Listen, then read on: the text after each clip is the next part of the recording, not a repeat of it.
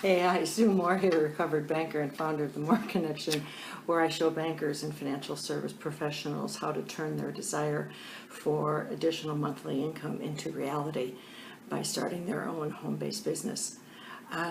Today we're going to talk about something I learned this week with my coach and mentor, Ray Higdon, and it's about unintentional intentions. And it was really kind of interesting, and I think we all have a tendency to suffer a bit from this. So the question really gets begged, ever wonder why that's true? I've got my notes here so I don't, so I get the true meaning out here. I mean, you work hard in defining the goal or setting in place your strategic plan or exactly what you want to accomplish this month. And but if you're anything like me, sometimes you just kind of get off the path and you can lose a whole day. And so you got to kind of wonder, well, why is that happening? That's the $64,000 question. And hopefully, in the next few minutes, we'll have some idea of how we can rectify that.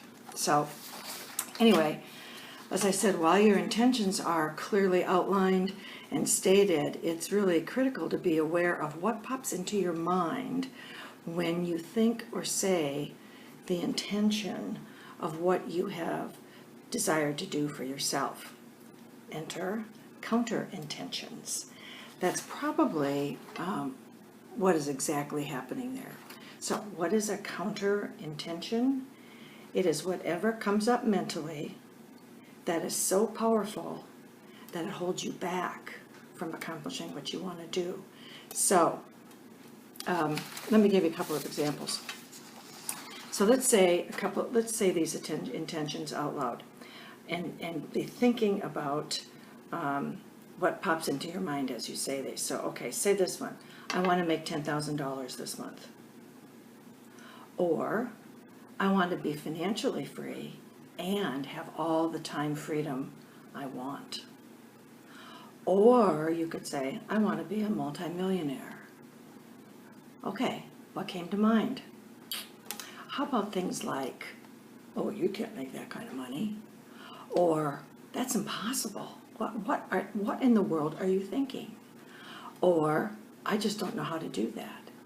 And that, my friends, is your unconscious mind telling your conscious mind what's really going to happen here. How does that manifest itself? Really simply. You either do nothing, or you have an excuse for everything that doesn't get finished, or much less gets started. So like I said earlier, I have suffered from this disease myself. So what do you do about it? It's real simple. First of all, you recognize the thought when it pops into your mind, okay? And when it does, then you know, aha, this is my counter-intentional subconscious mind coming to bear, and I'm going to put them aside and I'm going to sit down and yada, yada, yada, okay? Is it really that simple? Well, yeah, I guess it is. But let's not make the mistake of putting simple and easy in the same context here, because here they are really quite the opposite. Yes, it's simple. Easy, it's a horse of another color, because we are so programmed by doing things that the unconscious mind is telling us to do. First of all, we weren't even aware that it was the unconscious mind. I wasn't. The good news is, though, is that it can be changed, but it'll take discipline and constant awareness of what's going on. So there are many ways you can take care of that, and this video is certainly not going to be exhaustive in terms of how you can get that done, but I'd offer a few suggestions. One would be an accountability partner. And from all the coaching and mentoring that I've done in the last 4 years, I've learned that an accountability partner should be somebody who is totally objective. Not your family, not your kids, and maybe someone not even on your team. Someone completely outside of what's going on in your world who can say, I can see where this is happening and this is happening. So that's quite valuable.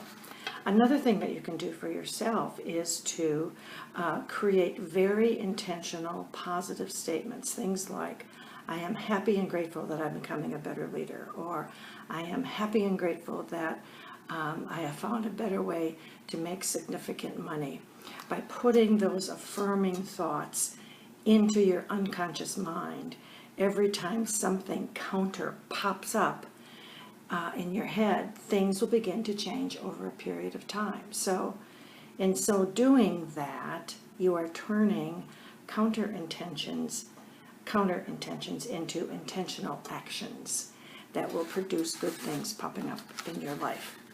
I'm seeing a little bit of that right now. Not a little bit, a lot of it.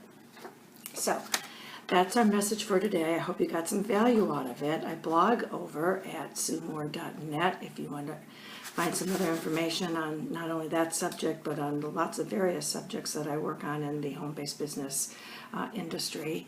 I can also be reached at smoore71 at att.net. And like I said, I hope you got some value, and I'll see you on the next video. In the meantime, journey well. Have a great rest of the day. Bye-bye.